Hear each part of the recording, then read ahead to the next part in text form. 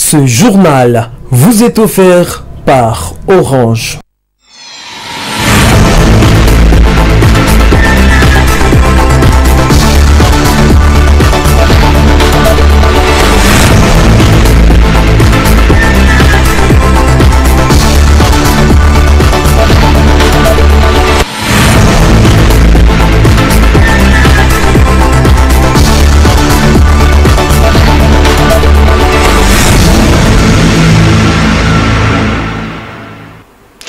Très heureux de vous retrouver toujours scotché devant vos postes téléviseurs. Mesdames, Messieurs, le journal c'est l'heure. Bienvenue à tous et à toutes.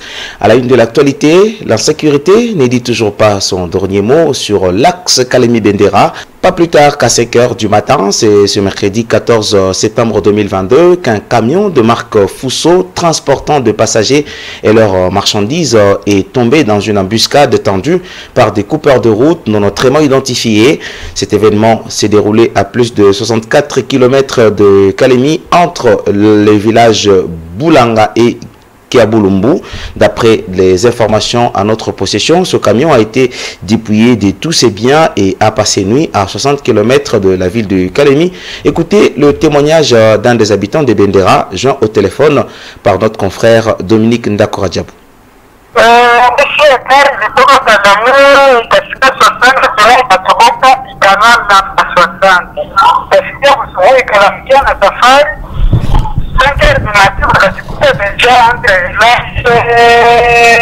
Boulanga na village Kiabulumbu 64 km na 68 km.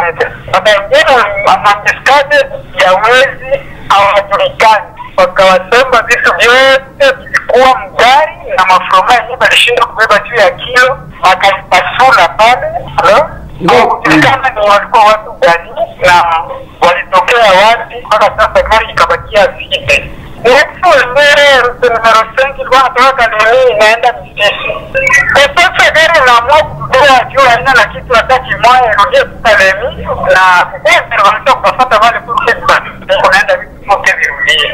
Wasikari walifika pale wakaangalia wakasema hakuna kitu ya kufanya na kufuata na barepele viko mpori. Hakuna ya kufanya. Basi wakaangalia tena wakarudia. Hakuna mwenye alimuua wala wakubakwa. Watu mwazima wote. Serikali population wananika sana ya aksi Bendera mwele machambo na hakuna intervention tambote. Mwamu, serikali sowe wanajeshi watajitolea kumaliza ile mambo ya wizi barabarani. Na watu wachikuta webu wasona kulari sababu kama ilivyo. Waskari weko lakini usalama ufanyiki kama inavyo stahili. Kukosa organization ya waskari wenyewe wala guvernema wenyewe sijui wanawakataza wasikopatizilia wale wezi. Il s'observe une malaise au sein de l'association des handicapés de la province du Tanganyika. D'après Kilolwa Banana, président des handicapés du Tanganyika, que nous avions rencontré ce mercredi 14 septembre 2022 à Kalemi, il s'agit d'un désaccord entre le comité entrant et celui sortant. À cet effet, Kilolwa Banana invite d'ailleurs les autorités provinciales de s'impliquer dans cette affaire et d'y trouver des remèdes. Et il plaide également que les mêmes autorités coordonnent la remise et reprise au sein de cette structure. Matatizo ya kwanza yenyewe iko wako ni problème ya pouvoir mbili.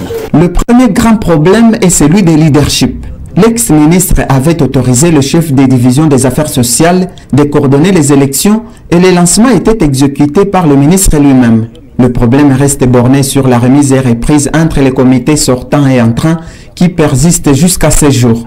On traite les handicapés de désordonnés car c'est tout le monde qui se présente comme président de l'association. Nous envisageons à ce sujet un entretien avec l'actuel ministre des Affaires sociales afin de trouver des solutions idoines à cette affaire et que chacun enlève sa confusion. Et si aujourd'hui on nous traite de désordonnés, c'est à cause du manque de la remise et reprise. Nous avons une maison et nous sommes étonnés de notre gouvernement car l'ex-gouverneur du Grand Katanga avait construit une maison pour les handicapés sur la place Famille Meka. Tout était terminé et nous avons des documents de la parcelle gardée actuellement par le président sortant. Nous essayons de récupérer cette maison mais sans succès. Le problème est arrivé chez le ministre sortant, rien. Chez le chef de division, mêmement, Nous sommes allés chez le ministre de l'Intérieur. Lui aussi nous a fait retourner chez le chef de division. Jusqu'aujourd'hui, sans solution malgré de multiples lettres introduites. Nous sommes humains. C'est inadmissible qu'un bien de l'association soit dominé par un seul individu au moment où les ministères sont là. C'est pourquoi nous prions au ministre des Affaires sociales actuel de trouver des solutions à ces problèmes. Les handicapés n'ont aucune adresse ni un centre.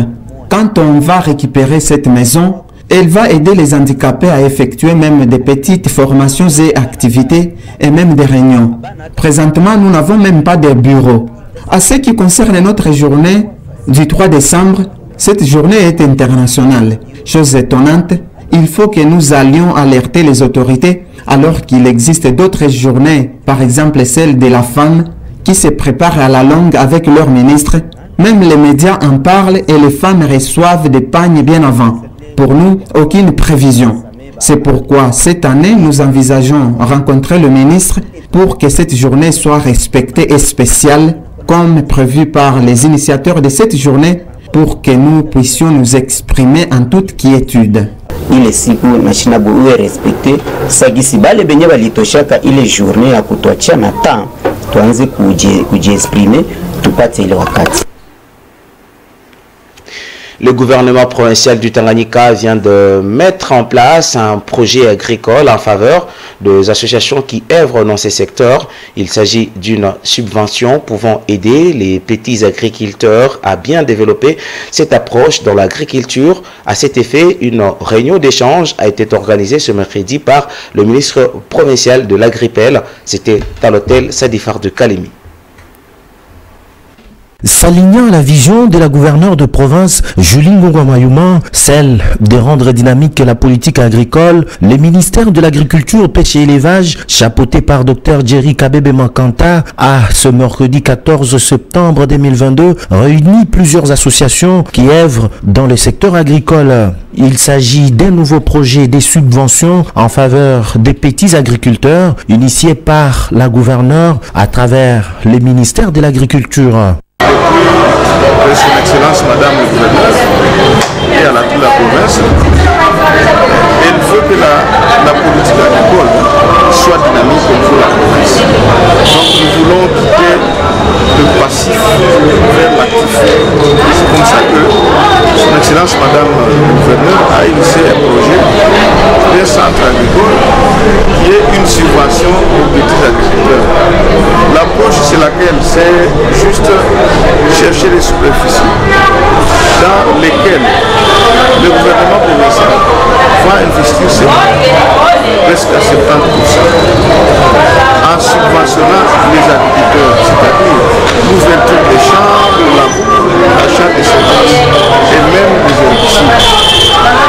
Tout ça, ce sera à charge de la province. Au cours de cette réunion d'échange, le ministre provincial de l'Agripel a mis au clair les stratégies montées par le gouvernement provincial qui tient à mettre à la disposition des agriculteurs le moyen pouvant leur permettre de bien développer l'approche agricole. L'un des responsables des associations agricoles a donné son impression. C'est quelque chose que j'attendais longtemps, ça fait longtemps. Et je pense que l'impression est très bonne parce que nous devons encourager. C'est ainsi que j'ai dit que si cela venait, notre province ne serait pas tributaire. Parce qu'il n'y a pas longtemps, nous étions en Tanzanie. La Tanzanie qui disait que le marché, le plus grand marché, c'est le Congo, au moins 80%. Si aujourd'hui, nous avons la volonté de développer notre terre arabe, parce qu'au Tanganyika, nous avons presque 80 000 de terres arabes. Comment ne pas développer ça? Ça, je salue beaucoup son Excellence Madame le Gouverneur pour cette initiative. Réellement, vraiment, nous allons le soutenir. Nous sommes là pour regrouper les petites associations et les établissements pour accompagner Madame le Gouverneur. C'est vraiment coup de chapeau pour ce programme. Le gouvernement provincial du Tanganyika qui dirige Julie Ngongwa-Mayuma s'est dit aussi prêt de promouvoir d'autres cultures, c'est notamment l'agriculture de rente. Ce programme phare va s'étendre dans d'autres territoires de la province. Le comité de parents des élèves de l'Institut technique et professionnel Lubouye s'insurge contre les allégations distillées dans les réseaux sociaux et par d'autres canaux de communication faisant état d'une quelconque demande d'une planche à chaque parent d'élèves de cette école catholique.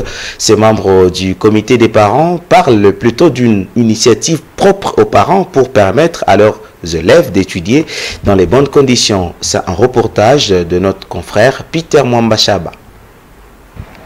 Afin de couper court aux rumeurs qui sont véhiculées ces derniers jours dans les réseaux sociaux par les personnes mal intentionnées, faisant état d'une quelconque demande d'une planche à chaque parent d'élève de l'Institut technique et professionnel Lubouye par ses dirigeants, un démenti à ce sujet a été apporté par les membres du comité des parents de cette école conventionnée catholique qui sont sortis ce mardi 13 septembre 2022 de leur silence. Ces derniers précisent que la décision de la demande d'une planche à chaque parent d'élève n'est nullement pas celle de l'école mais plutôt l'initiative propre des parents prise dernièrement au cours de leur assemblée générale tenue au mois de juin dernier afin de permettre aux élèves d'étudier dans les bonnes conditions. Cette initiative est partie du constat selon lequel plusieurs classes sont soit très peu équipées en pupitre, soit et non carrément rien de mobilier devant servir des assises aux élèves. L'initiative prise depuis l'année scolaire dernière a permis à quelques classes d'être équipées en pupitre. Somo aikulomba ni komite de parents ndio lomba kwa kusaidia au mwaka ni kila mzazi ulibao lumoya haina masomo prefera kulomba mwenye lomba ni sisi wazazi tulisikilizana mle 4 na mapeve iko hapa na maliste ya bale wazazi walikuwa mwenye reunion bote balitikiana ni wazazi walikamilisha ile walianza mwaka jana na huu mwaka ndio napenda kumalizia pour que les problèmes ya bango masomo imalizike. Et à ce jour, un lot important de planches, soit plus de 300 sont entreposés toujours au sein de cette école. César Muyumba est vice-président du comité des parents de l'ITP Lubouye. Ni makubaliano ilipita kati ya bazazi. Jua kuona gisi batoto banikala vibaya. Sababu ukikala vizuri na masomo utasikia vizuri. Il faudra signaler que du point de vue équipement, l'Institut technique et professionnel Lubouye est resté l'ombre de lui-même. Mis à part la réhabilitation des bâtiments, dans tous les ateliers mécaniques, électriques et de la section bois, c'est l'image des vestiges qui nous accueillent. Rien n'y reste, tout a été emporté. Depuis lors, aucun appui pour rééquiper cette plus grande école technique de la province du Tanganyika. Et dans ces conditions, comment les élèves peuvent-ils lier la théorie à la pratique? En tout cas, Dieu seul sait. Dans cet atelier de la section bois, par exemple, les élèves se débrouillent tant bien que mal. Et pourtant, apprenons des sources sûres que la Banque mondiale aurait financé 40 écoles jadis belges et disséminées à travers la République démocratique du Congo, entre autres l'Institut technique et professionnel Lubouye, en dotant chacune de 20 tours, dont 10 de l'atelier de la menuiserie et 10 autres pour l'atelier de la mécanique générale. À l'Institut technique Lubouye, les responsables disent n'avoir jamais vu ce matériel. Par où sont passés ces équipements importants pour la pratique des élèves quand on sait qu'un appareil de ce genre coûterait 14 000 $ américains.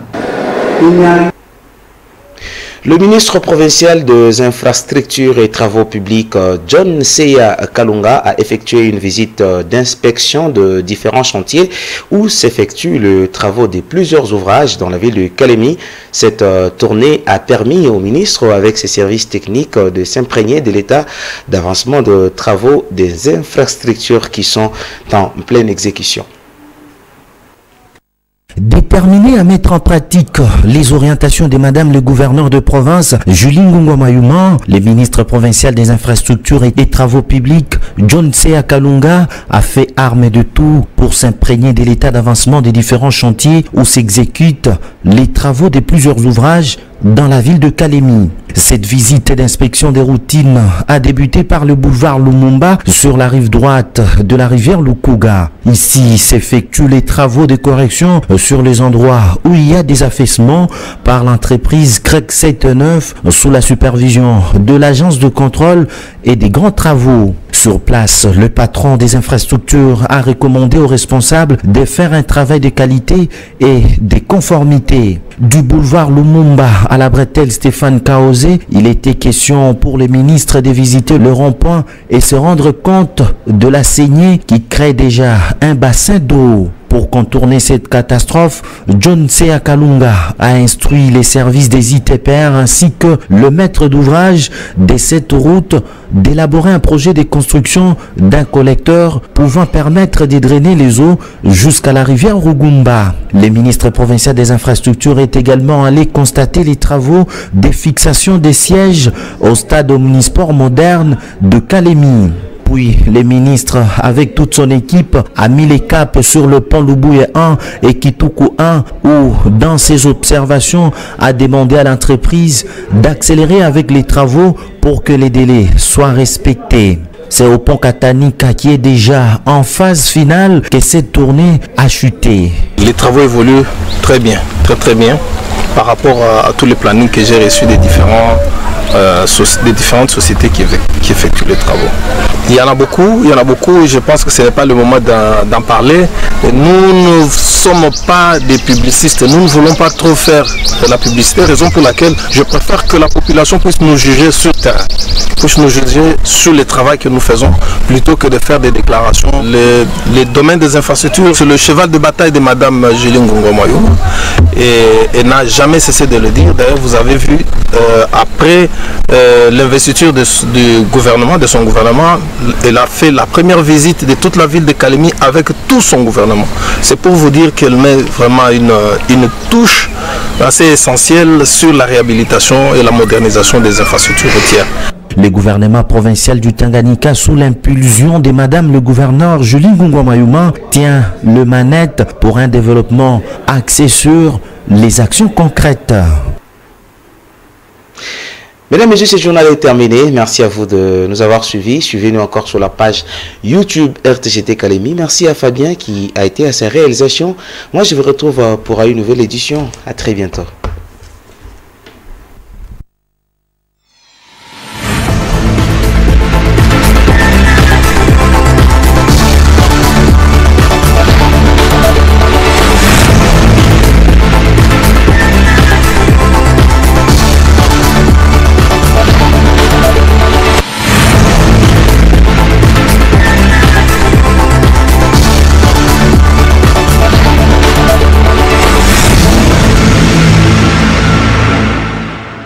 Ce journal vous a été offert par Orange.